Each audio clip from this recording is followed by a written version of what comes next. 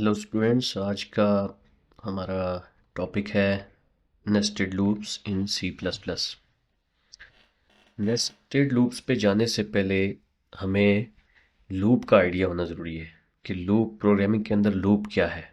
हम इस पे पहले भी बात कर चुके हैं, लेकिन थोड़ा रिपीट कर लेते हैं कि एक जो लूप है, आपने रियल लाइफ में भी सुना होगा कि किसी चीज़ का लूप लग गया है, कि कोई चीज़ बार बार हो रही है।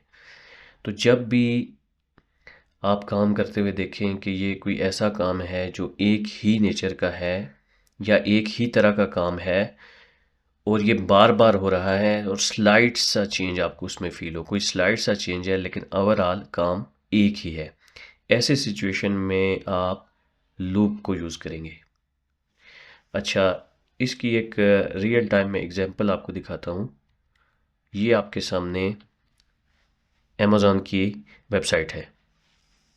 अमेज़ॉन की वेबसाइट के ऊपर आप देखें, यहाँ पे तो मैंने लैपटॉप्स कैटेगरी सर्च की है और यहाँ पे आपको नज़र आ रहा है कि बहुत ज़्यादा लैपटॉप्स यहाँ पे काफ़ी ज़्यादा तादाद में आपको नज़र आएंगे। ये मैं स्क्रॉल कर रहा हूँ नीचे, तो ये बहुत सारे लैपटॉप्स आपको नज़र आ रहे हैं यहाँ पे, ये देखते जाएं नीचे। अच्छा, एक चीज़ आप यहाँ पे देखें कि एक पैटर्न फॉलो हो रहा है। वो पैटर्न क्या है कि एक साइड पे पिक्चर आ रही है, यहाँ पे कहीं इसकी स्पेक्स आ रही हैं, एक जगह पे रेटिंग आ रही है और उसके बाद फिर एक जगह पे प्राइस और फिर ये डिटेल्स और उसके बाद ऐड टू कार्ट। अब नीचे वाले लैपटॉप पे आ जाएं, उसकी जो डिटेल्स हैं इसी तरह से पिक्चर है और फिर उसके बाद ये स्पेक्स हो गई, rating, price and then at the end add to cart. ये जितने भी आपको प्रोडक्ट्स नज़र आएंगे अमेज़ॉन के ऊपर, ऑलमोस्ट सब का यही स्टाइल आपको नज़र आएगा। कम से कम ये जो लैपटॉप्स वाली स्क्रीन आपको नज़र आ रही है, यहाँ पे आप देख सकते हैं कि इसी तरह से तमाम लैपटॉप्स आपको नज़र आ रहे हैं। तो ये जब आप देखें इसको, हाँ ये ज़रूर है कि इनके अंदर जो कंटेंट है वो चेंज हो रहा है, पिक्चर चेंज हो रही है और इस साइड पे स्पेक्स चेंज हो सकती हैं, प्राइस चेंज हो सकती है, लेकिन ओवरऑल जो स्ट्रक्चर है वो आप देख सकते हैं कि सेम है। अच्छा, जब इस तरह की सिचुएशन जब भी प्रोग्रामिंग में या किसी भी लैंग्वेज में आप काम कर रहे हो, तो जब भी इस तरह की सिचुएशन आती है तो आप कहते हैं कि ये काम हमें किसके थ्रू करना पड़ेगा? लूप के थ्रू। क्यों? अगर ये जो आपके सामने लैपटॉप्स लिस्टेड हैं, इनकी डिटेल्स लिस्टेड हैं, अगर इनको मैं लूप के थ्रू ना करूं तो मुझे क्या करना पड़ेगा? मुझे ये सारा काम वन बाय वन करना पड़ेगा। एक तो ये है कि ये बहुत ज़्यादा टाइम कंज्यूमिंग हो जाएगा, यानी बहुत ज़्यादा टाइम लेगा, हर बार मुझे ये चीज़ें एडजस्ट करनी पड़ेंगी। और उसके बाद मुझे ये नहीं पता, यहाँ पे चूँकि डिफरेंट सेलर्स हैं, कि कब कोई सेलर आएगा और वो आके अपनी प्रोडक्ट, अपना लैपटॉप लिस्ट कर देगा।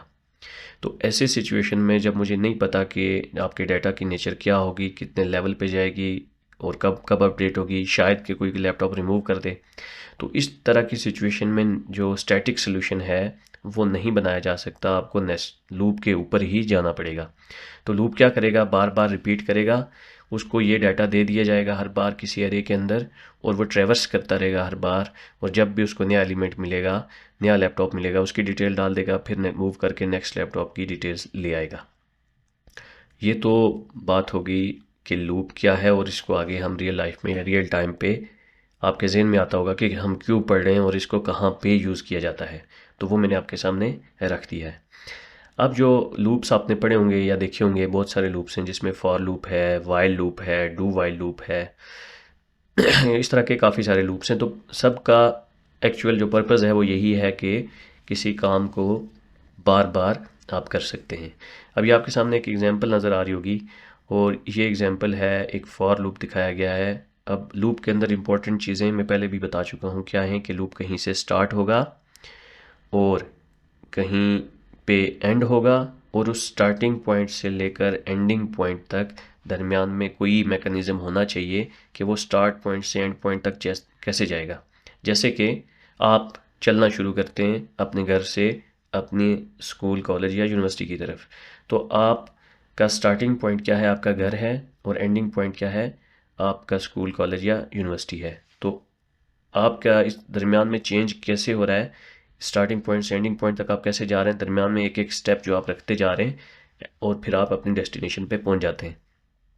यही बात आप लूप में भी देखते हैं, स्क्रीन पे आप देख सकते हैं कि ये आपके सामने क्या है, एक इंटीजर टाइप का हमने आई वेरिएबल 1 से स्टार्ट किया है, यानी कि ये स्टार्टिंग पॉइंट है और ये टर्मिनेट कहाँ पे करेगा, जब वैल्यू 5 के बराबर हो जाएगी। और उस 5 तक पहुँचने के लिए क्या करना पड़ेगा, पहली बार 1 होगी वैल्यू, फिर प्लस प्लस होकर 2 होगी, अप टू 5। तो ये तो लूप आप पढ़ भी चुके हैं, ये एक सिंपल एग्जांपल है एक लूप की कि वो किस तरह से काम करता है। अब हम आते हैं कि नेस्टेड लूप क्या है, और मैं आपको बताऊं कि ये जो नेस्टेड लूप है ये आपकी मेन चीज़ है। This is the point where you have to make the logic, और आपका लॉजिक टेस्ट करता है जो नेस्टेड लूप है। अगर आपको इफ़ एल्स और नेस्टेड लूप का कॉन्सेप्ट समझ आ जाए तो बहुत हद तक प्रोग्रामिंग के अंदर आप अपना जो लॉजिक है वो बनाने में कामयाब हो जाते हैं। और फिर उसके बाद फिर आपके कॉन्सेप्ट्स आते हैं। जब लॉजिक बन जाती है फिर आप कॉन्सेप्ट्स को यूज़ करते हुए लॉजिक अप्लाई करते हैं तो आप अच्छे प्रोग्रामर बन सकते हैं। तो नेस्टेड लूप क्या है, नेस्ट यानी एक चीज़ के अंदर दूसरी चीज़ का होना, एक लूप के अंदर दूसरे लूप का होना। जब हम ये कहेंगे तो इसका मतलब क्या है कि हम बात कर रहे हैं नेस्टेड लूप की। तो जब किसी एक चीज़ के अंदर कोई दूसरी चीज़ होती है तो एक चीज़ होती है बाहर आउटर, और दूसरी जो चीज़ उसके अंदर होती है वो इनर। कैसे, जैसे दो आपके पास बॉक्सेस हों, आप कहेंगे और एक बॉक्स दूसरे बॉक्स के अंदर है, तो हम ये कहेंगे कि जो बाहर वाला बॉक्स है वो आउटर है और जो उसके अंदर बॉक्स है वो क्या है, इनर है। तो इसी तरह से लूप में हम क्या कहेंगे कि एक आउटर लूप है और दूसरा इनर लूप है। अब इसका जो जनरल सिंटैक्स है उसके ऊपर आते हैं। ये फॉर लूप है, इनिशियलाइज हो रहा है, कोई कंडीशन है और इंक्रीमेंट है, और उसके अंदर ये फॉर लूप था, उसके अंदर दूसरा फॉर लूप आ गया, तो हम ये कहते हैं कि क्या कर रहे हैं, हम नेस्टिंग कर रहे हैं, यानी कि ये क्या है, नेस्टेड लूप है। अच्छा जी, तो हम एक रियल लाइफ एग्जांपल को देख के उससे समझने की कोशिश करते हैं कि आप ये इमेजिन करें कि 3 क्लासेस हैं और हर क्लास के अंदर 4 स्टूडेंट्स हैं और इनके डाटा को हमने प्रिंट करवाना है, कहीं पे स्टोर किया हुआ है, वहाँ से हमने कहीं पे प्रिंट करवाना है।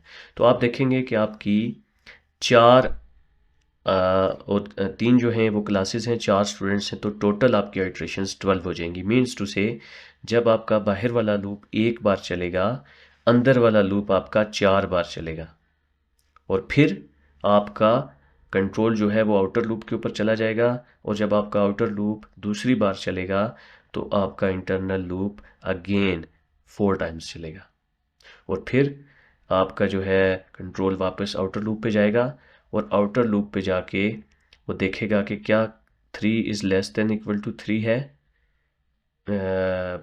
जी ऐसा ही है।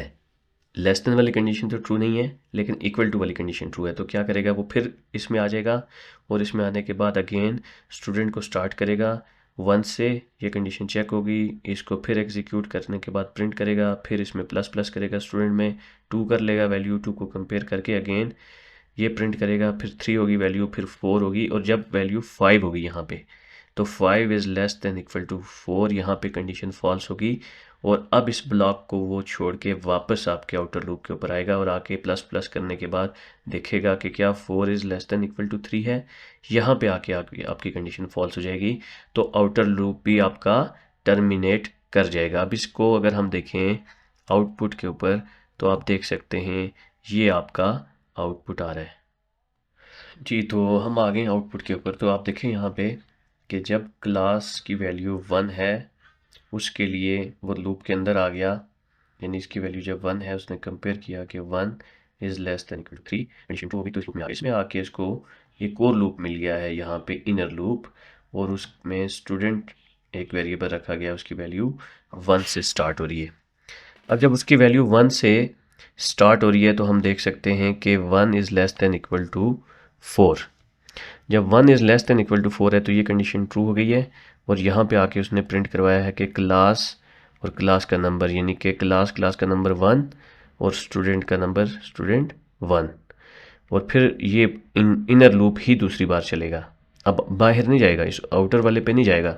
कब तक नहीं जाएगा, जब तक ये कंडीशन फॉल्स नहीं हो जाती। ये इसके अंदर आप ये समझें कि ट्रैप हो चुका है, कि ये कंडीशन जब तक ये फुलफिल नहीं करेगा इस लूप से बाहर नहीं जा सकता।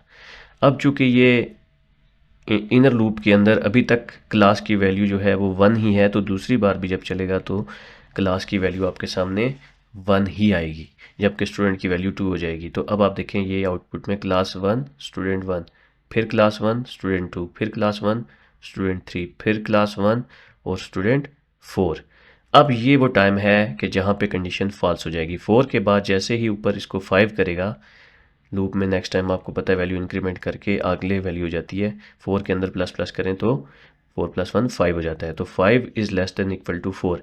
अब ये कंडीशन फॉल्स हो जाएगी, तो जैसे ही ये कंडीशन फॉल्स होगी ये वापस मूव करेगा यहाँ पे, और यहाँ पे जाने के बाद अब चूँकि पहले 1 थी वैल्यू, अब वैल्यू क्लास की क्या हो जाएगी 2, तो 2 को कंपेयर करेगा, less than equal to 3 condition true है। अब फिर वापस इसमें आ जाएगा इनर लूप में और अगेन इसको 4 टाइम्स एग्जीक्यूट करेगा। तो आप आउटपुट में देखें ये क्लास 2 स्टूडेंट 1, फिर स्टूडेंट 2, फिर 3, फिर 4, और ये 4 बार क्लास 2 के लिए ही एग्जीक्यूट हुआ है। मीन्स टू से कि ये लूप जब एक बार चला है तो ये लूप 4 बार चलेगा, हर every time. For each iteration of the outer loop, inner loop will execute n times. तो इसी तरह स्टूडेंट 3 के लिए भी आप देखें कि ये 4 टाइम्स चला है, और जैसे ही स्टूडेंट जो क्लास 3 है उससे वैल्यू 4 हुई है तो 4 is less than equal to 3, ये कंडीशन फॉल्स हो गई। तो जैसे ही ये फॉल्स हुई तो ये पूरा ये जो ब्लॉक है इसको स्किप कर देगा और आपका लूप टर्मिनेट हो जाएगा, आउटर भी और इनर भी। तो ये था इसके रिलेटेड। अब हम इसी की अगर एक एनिमेशन के थ्रू मैंने बनाई है स्पेशली स्टूडेंट्स के लिए कि इसको ज़रा देख के समझने की कोशिश करें। आपने कुछ जगहों पे फोकस रखना है, जैसे कि इसको मैं बिल्कुल स्टार्ट से एग्जीक्यूट करूँगा। आपने ये देखना है कि ये आई है जो आउटर को रिप्रेजेंट कर रहा है, थोड़ा बड़ा कर लेते हैं, और जे इनर को, और आइट्रेशन अभी 0th आइट्रेशन है। ये टोटल आइट्रेशंस बताएगा कि कितनी हो रही है। और अब आपके सामने पहले क्या है, ये इसको लूप को भी देख लें कि आई जो है वो 0 से लेकर 3 तक, यानी कि 3 टाइम्स लेस देन 3 है, 0 से स्टार्ट हो रहा है, 3 टाइम्स चलेगा। और हर बार जब आई एक बार चलेगा तो जे जो है वो 4 बार चलेगा, 0 से लेकर 3 तक। तो अगर आप काउंट करें 0 से 3 तक कितने बनते हैं, लेस देन 4 है ना, ये देखें जे इज़ लेस देन 4, तो 3 इज़ लेस देन 4, जब ये 4 होगा तो टर्मिनेट हो जाएगा। तो यानी 0 1 2 3 4 टाइम्स चलेगा। जब भी आई वाला लूप, आउटर लूप एक बार चलेगा, इंटरनल लूप 4 बार चलेगा। अब यहाँ पे ये देखें मैंने 4 बॉक्सेस क्रिएट किए हैं, एक एनिमेशन है आपके अंडरस्टैंडिंग के लिए कि जब भी बाहर वाला लूप यहाँ पे आया, ये बाहर वाले लूप की टर्न है। बेसिकली हम कहते ये हैं कि रोज़ और कॉलम्स, बाहर वाला जो लूप है वो रो बनाता है, अंदर वाला लूप कॉलम बनाता है। तो बाहर वाला लूप जो है वो पहली रो बना रहा है, तो हम देखते हैं यहाँ पे 1 2 3 4, यानी बाहर वाला लूप जब पहली बार चल रहा है तो अंदर वाला 4 बार चल रहा है। इसी तरह जब वो दूसरी बार दूसरे टर्न पे आएगा तो अंदर वाला फिर 4 बार चलेगा। अब ज़रा हम इसको प्ले करके देखते हैं। अब देखिएगा ये आया इंटरनल पे ये, और फिर ये देखें सेकंड, अब ये इंटरनल पे ही है, अब ये कंडीशन फॉल्स हो गई, अब बाहर वाले पे गया, और फिर ये स्पीड थोड़ी सी स्लो करते हैं, शायद फास्ट है। अगेन फिर देखिएगा, अगेन रन करके देखता हूँ। अभी पहले इस पूरे को कंप्लीट होने दें, फिर आपके सामने वो वैल्यूज़ भी साथ ला रहे हैं। अब ये आप देखें कि 0 0, यानी कि बाहर वाले लूप की वैल्यू 0, अंदर वाले की 0। अब बाहर वाले की 0 ही है, अंदर वाले की 1 हो गई है। क्यों? बाहर वाला एक बार चलेगा तो अंदर वाला 4 बार चलेगा, 1 2 3 4, फिर बाहर वाला एक बार चलेगा, अंदर वाला 4 बार। अब मैं दोबारा इसको प्ले करता हूँ, थोड़ा स्लो करके प्ले करता हूँ, आप लोग ज़रा इसको अटेंटिवली देखिएगा।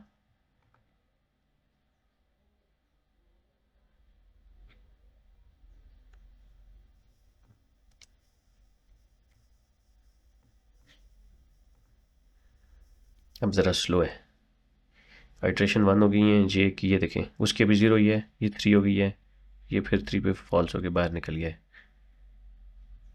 अब देखें ये अंदर ही लूप चल रहा है अभी, अब फिर बाहर चला गया, कंडीशन फॉल्स हुई, फिर अंदर, फिर अंदर, फिर तीसरी बार, 4th टाइम्स, अब फिर ऊपर जाएगा और यहाँ पे जाके टर्मिनेट कर देगा।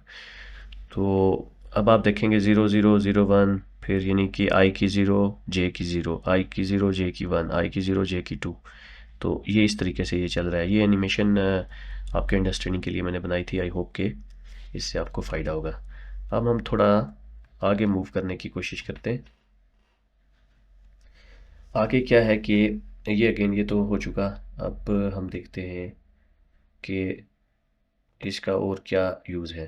तो ये अगेन ये वही बात दोबारा लिखी गई है यहाँ पे कि जब आई की वैल्यू 1 है, ये देखें यहाँ पे 1 है, 1 is less than equal to 3, अंदर आ जाएगा। अंदर आने के बाद जे की वैल्यू क्या होगी 1, ये लेस देन इक्वल टू 2 है, ट्रू हो जाएगा। यहाँ पे आके आई और जे की वैल्यू प्रिंट करेगा, आई की 1 है, जे की 2 है।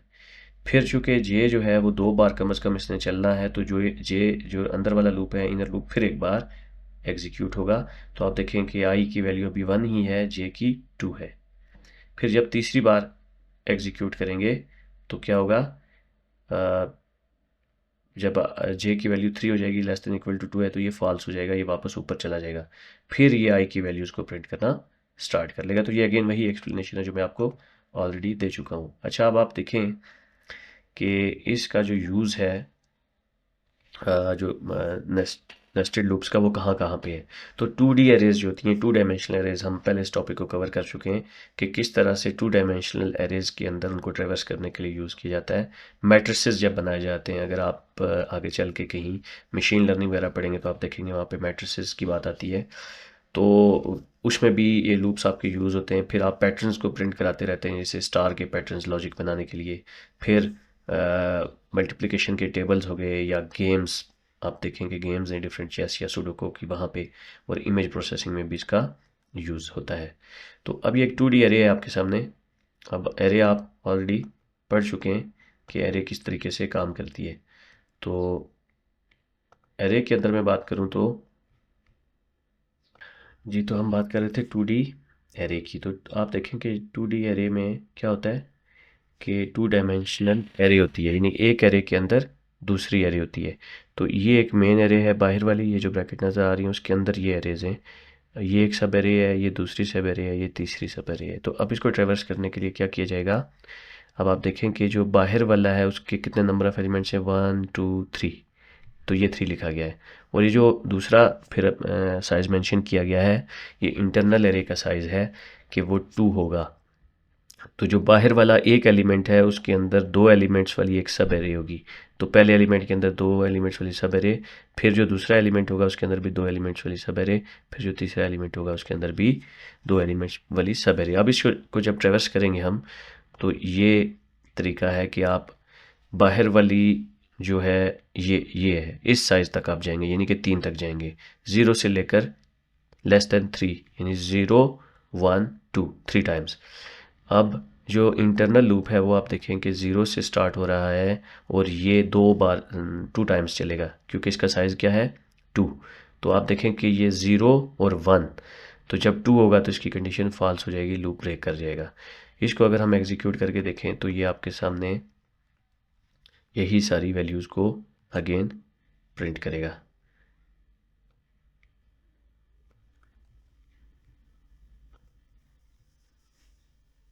ये देखें जी, पहली बार 80 और 75 को प्रिंट किया, यानी ये देखें 80 और 75।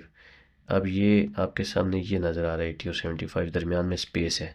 जब भी अंदर वाला लूप चलता है तो क्या प्रिंट होता है, आपके जो इनर एरे है उसकी वैल्यूज़, यानी कि जो आई पे और जे पे पड़ी हुई है। आई और जे से क्या मुराद है, जो वैल्यूज़ 0 पे और जे के 0 पे पड़ी हुई है, यानी इस लोकेशन को कहा जाएगा आई का 0 जे का 0, और इसको कहा जाएगा आई का 0 जे का 1। इस लोकेशन को कहा जाएगा आई का 1 जे का 0, और इसको कहा जाएगा आई का 1 जे का 1, यानी बाहर वाले का भी 1 और अंदर वाले का भी 1। ठीक है जी। और इसी तरह से फिर ये वाले पे अगर इस पे आप आ जाएं तो ये हो जाएगा आई का 2 और जे का 0, और इसी तरह से आई का 2 और जे का 1। अगर मैं आपको प्रिंट करा के यहाँ पे बताऊँ, इससे हट के भी सी आउट कराता हूँ आपके सामने, आप देखिएगा। मैं कहता हूँ मार्क्स की एरे में जो रो नंबर 2 है, यानी ये क्या है, 0 से स्टार्ट होता है ना, 0 1 2, तो ये रो नंबर 2 है, रो नंबर 2 का एलिमेंट नंबर ये 0 से स्टार्ट होता है, 0 1, तो मैं कहता हूँ 1। ठीक है जी, तो अब क्या प्रिंट होना चाहिए, 60 प्रिंट होना चाहिए।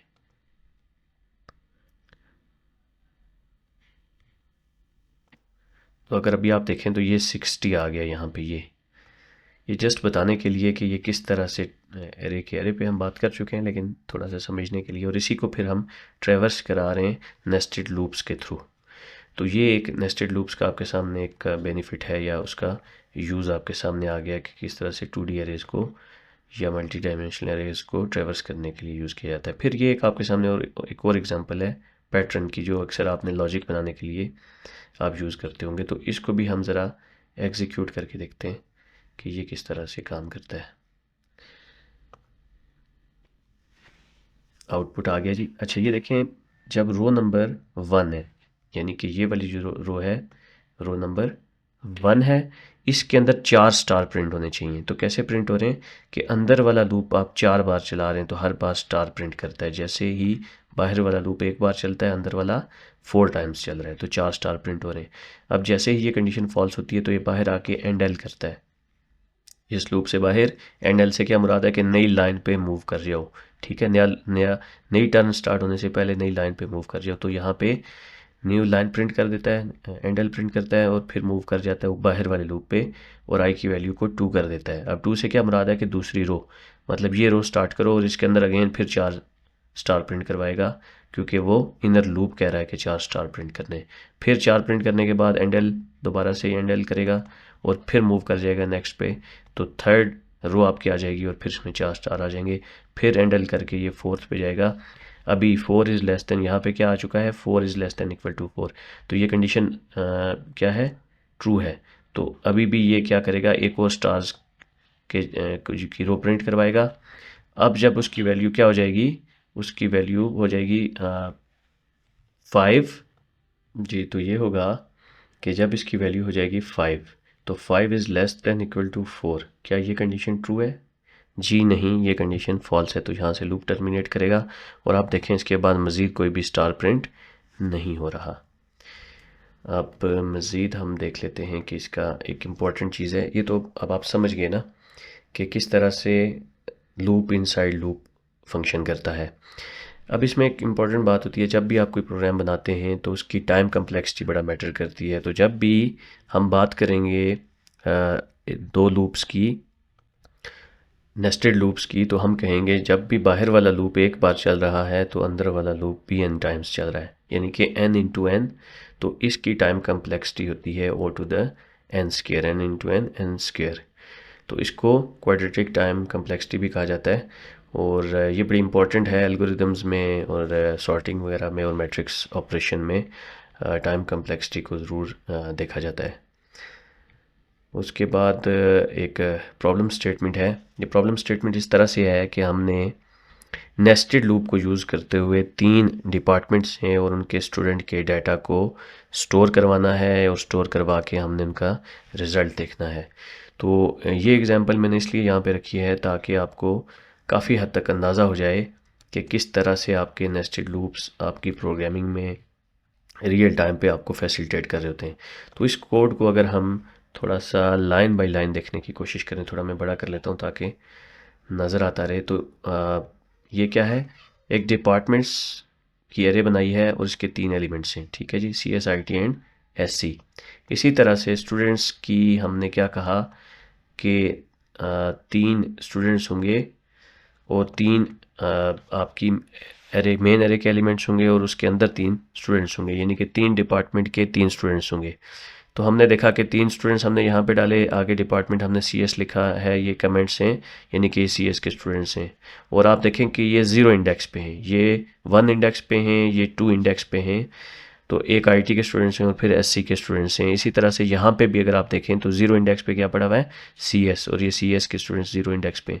इसी तरह से IT के जो स्टूडेंट्स हैं वो 1 पे हैं और SC के 2 पे हैं। अब जब हम इसको ट्रेवर्स करेंगे अगेन नेस्टेड लूप को यूज़ करते हुए, तो चूँकि नंबर ऑफ़ डिपार्टमेंट्स आपके कितने हैं, 3, तो हमने बाहर वाला जो लूप है उसको हमने लेस देन 0 से स्टार्ट किया और लेस देन 3 रखा, और हमने साथ में डिपार्टमेंट का नाम भी प्रिंट करा दिया। अब ये जब हम आई लिखते हैं ना, तो पहली बार आई की वैल्यू क्या होती है 0, तो ये उठा के लाएगा कि डिपार्टमेंट के ऊपर कॉलन, यानी ये तो स्ट्रिंग है ना, डिपार्टमेंट लिखा हुआ आएगा, departments of I. Departments of I से ये मुराद है कि जो डिपार्टमेंट्स वाली एरे है वहाँ पे 0 पे जो पड़ा हुआ है वो लेके आओ। 0 पे क्या पड़ा हुआ था, CS, अभी हम ऊपर बना के आए, तो ये आप देखें यहाँ पे क्या पड़ा हुआ है, CS। तो ये आप देखें आउटपुट के अंदर क्या प्रिंट हो गया, CS। अब जब इंटरनल लूप चलेगा तो हमने J से उसको एक डिफरेंट वेरिएबल रख के स्टार्ट किया है, और उसके अंदर हम कहते हैं कि students of I J print करो। स्टूडेंट्स ऑफ आई जे से क्या मुराद है कि स्टूडेंट्स जो 0 पे पड़ा हुआ है। तो हम ऊपर जाके ज़रा देखते हैं 0 पे क्या पड़ा हुआ है।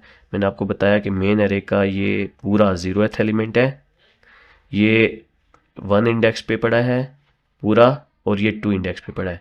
तो अगर मैं बात करूँगा अली की, तो मैं कहूँगा कि स्टूडेंट्स ऑफ 0, यानी स्टूडेंट्स का जो मेन एलिमेंट 0 इंडेक्स वाला है उसके अंदर जो 0 इंडेक्स वाला एलिमेंट है वो लेके आओ, तो वो अली आएगा। अगर मैं कहता हूँ कि स्टूडेंट्स के 0 इंडेक्स, यानी कि ये जो पहली ये पूरा 0 इंडेक्स पे है, इसके अंदर जो 1 है वो लेके आओ, तो वो क्या आएगा, अहमद आएगा। तो आप देखिए यहाँ पे जब भी लूप चल रहा है J की वैल्यू चेंज हो रही है तो अहमद आ गया, फिर J की वैल्यू चेंज होगी तो सारा आ गया।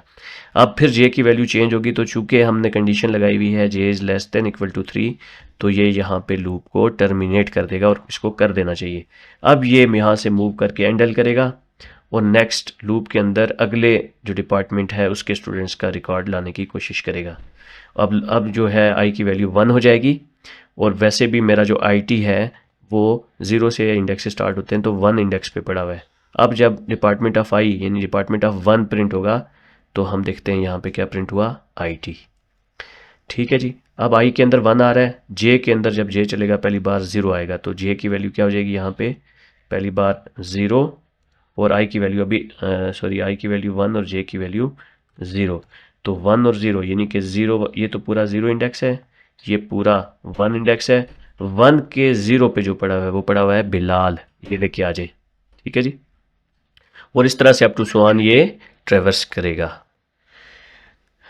ठीक है जी। ये यानी कि नेक्स्ट एलिमेंट में मूव कर चुका है, तो हम कहते हैं कि IT के स्टूडेंट्स लेके आ रहा है। 1 और 0 जब मैं कहता हूँ तो इसका मतलब ये है कि अब 1 से मुराद ये पूरी रो है आपकी। ठीक है जी। अब सारा जब तक कि ये स्टूडेंट्स ख़त्म नहीं हो जाते आई की वैल्यू 1 ही चलती रहेगी। 0 पे क्या पड़ा है, बिलाल, फिर 1 आ जाएगा, 1 पे हिना, और 2 आएगा तो उस्मान। जैसे ही वैल्यू इसकी यहाँ से 3 होगी तो 3 is less than equal to 3 condition false हो जाएगी, तो ये टर्मिनेट करके नीचे आ जाएगा। यहाँ पे सॉरी आई और जे लिखा था। ठीक है, ये आई और जे लिखा था और वो डायनामिकली वैल्यूज़ ला रहा था। मैं आपको समझाने के लिए यहाँ पे आई और जे को हटा के वैल्यूज़ एक्चुअल बता रहा हूँ। तो एंड एल करके वापस ऊपर जाएगा, फिर देखेगा कि क्या 2 is less than equal to 3 है, वो बताएगा कि नहीं। अब यहाँ पे डिपार्टमेंट ऑफ आई के अंदर क्या पड़ा है 2, और डिपार्टमेंट्स ऑफ 2, वापस आ जाए ऊपर डिपार्टमेंट्स वाली एरे पे, ये 0 है, मैंने बताया आपको ये 1 है, ये 2 है। अब प्रिंट क्या होना चाहिए, SC। यहाँ पे क्या आ रहा है, डिपार्टमेंट्स ऑफ 2, तो वो प्रिंट कर देगा यहाँ पे आपके सामने SC। अब चूंकि आई के अंदर 2 पड़ा है तो मैंने आपको बता दिया कि अब आई में हमेशा क्या रहेगा, जब तक कि ये लूप ख़त्म नहीं होता 2 ही रहेगा, और जो J की वैल्यू है वो चेंज होती रहेगी हर बार। पहले 0 होगी, जब 0 होगी तो क्या प्रिंट होगा, ज़ारा, और जब इसकी वैल्यू J की 1 होगी, अगेन आपको पता है लूप में वैल्यू चेंज होती है, हमज़ा, और फिर जब वैल्यू आगे मज़ीद इंक्रीमेंट होकर 2 होगी तो अरीबा प्रिंट हो जाएगा। और उसके बाद आपकी कंडीशन जब ये यहाँ पे 3 करेगा, क्या 3 is less than equal to 3 है, 2 तक तो चलाएगा ना, यानी कि 0 1 2। उसके बाद यहाँ पे कंडीशन क्या है, 3 is less than equal to 3, ये कंडीशन क्या हो जाएगी, फॉल्स। और यहाँ पे आपका लूप जो है वो टर्मिनेट करेगा। टर्मिनेट करने के बाद ये वापस एंड एल को प्रिंट करेगा। ये आपके देखें नीचे ये स्टेटमेंट जो है वो क्या है, एंड एल है, ये नीचे। ठीक है, यानी कि अरीबा के बाद एंड एल प्रिंट किया। अब वापस ये ऊपर जाएगा और जाके चूँकि आई की वैल्यू 2 थी अब उसको 3 करेगा, ठीक है जी, और 3 को कंपेयर करेगा, क्या 3 इज़ लेस देन 3 है? आप सब जानते हैं कि 3 इज़ लेस देन 3 नहीं हो सकता, कंडीशन फॉल्स हो जाएगी और आपका ये आउटर लूप भी टर्मिनेट कर जाएगा। तो ये सारी जो डिस्कशन है ये नेस्टेड लूप के ऊपर है, और इसमें अगेन ये समझना बहुत ज़रूरी है किस तरह से आपके जो ये चीज़ें काम कर रही होती हैं। तो एक जो स्टार वाला पैटर्न की हम बात कर रहे थे, तो मैं ये अगेन यही 3 तक ही रख के आपको बताता हूँ। अब मैं डिपार्टमेंट्स और स्टूडेंट्स का लॉजिक हटा देता हूँ थोड़ी देर के लिए। जो स्टार का पैटर्न आप प्रिंट करते रहते हैं, ज़रा उसके साथ हम छेड़छाड़ करके देखते हैं। This is the last thing. अच्छा, अब मैं क्या कहता हूँ कि सी आउट कर दो स्टार। तो क्या होगा कि जब भी बाहर वाला लूप एक बार यानी पहली रो के अंदर 3 स्टार प्रिंट होंगे, फिर दूसरी के अंदर, फिर तीसरी के अंदर।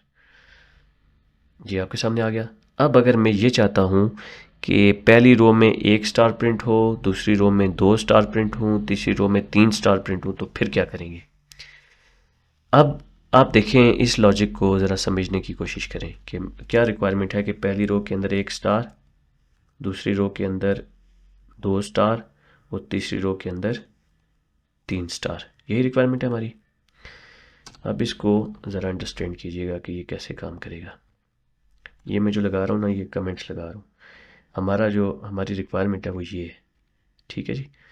अब अगर आप देखें तो आपने लॉजिक बनाते हुए सोचना क्या है कि जो मेरा रो नंबर है वो मेरे कॉलम्स के नंबर को कंट्रोल कर रहा है। यानी कि पहली रो है तो उसके अंदर 1 स्टार है, जो दूसरी रो है उसके अंदर 2 स्टार हैं, जो तीसरी रो है उसके अंदर 3 स्टार हैं। तो जो रो का नंबर है वो मेरे कॉलम के नंबर को कंट्रोल कर रहा है। तो जो अंदर कॉलम के जो नंबर्स हैं यानी 3 स्टार जो प्रिंट हो रहे हैं वो इस लूप से प्रिंट हो रहे हैं, और इस लूप को कौन कंट्रोल कर रहा है? इस लूप को 3 कंट्रोल कर रहा है। ये डिसाइड कर रहा है कि लूप 3 बार चलेगा। अब अगर मैं ये कह दूं कि ये 3 कंट्रोल नहीं करेगा भाई, इसको कंट्रोल करेगा आउटर लूप। तो आउटर लूप का वेरिएबल क्या है? आई। रो का नंबर किस में आ रहा है? जो रो का नंबर है वो आई में आ रहा है। अब हम ये कहते हैं कि आई कंट्रोल करेगा, तो आउटपुट हम देखते हैं कि आउटपुट क्या होगा। ये देखिए जी, ठीक है। ये चूँकि हमने 2 तक रखा हुआ है, 0 1 2, इसलिए ये आपके 2 तक जाके ब्रेक कर जाता है, ठीक है। तो इसको हम ये कर सकते हैं, देखिए ना, चूँकि पहली बार आपका आई 0 है, जे भी 0 है, तो पहली बार ये लूप चलता ही नहीं है। तो अगर इसको हम इक्वल टू कर दें तो पहली बार ये 1 स्टार करेगा, फिर 2 और फिर अच्छा, वो स्मॉल सा एरर आ गया था। उसकी रीज़न ये थी कि हमने ये जो लेस देन इक्वल टू के दरमियान स्पेस रख ली थी, तो इस वजह से एरर आ गया। चूँकि ये ऑनलाइन कंपाइलर है, समटाइम प्रॉब्लम आती है। तो अब आप देख सकते हैं कि अब आपका 1 स्टार और 2 स्टार और 3 स्टार आया है, लेकिन एक चेंज हमने ज़रूर किया, यहाँ पे इक्वल टू डाला है। उसकी रीज़न क्या है कि आई की वैल्यू की भी 0 और जे की भी 0, तो इक्वल टू रखेंगे तो एक बार चलेगा, अगर नहीं रखेंगे तो वो पहली बार टर्मिनेट कर देगा और आपका फर्स्ट टाइम वो 1 स्टार प्रिंट नहीं होगा, और इसीलिए आपका एक स्टार कम प्रिंट हो रहा था। तो मेरा ख्याल है कि यहाँ तक इनफ है। आई होप कि आप लोग इसको अंडरस्टैंड करेंगे। मज़ीद अगर आपका कोई क्वेश्चन या कुछ हो तो आप लाजमी कमेंट्स में मेरे से पूछ सकते हैं। Thank you so much.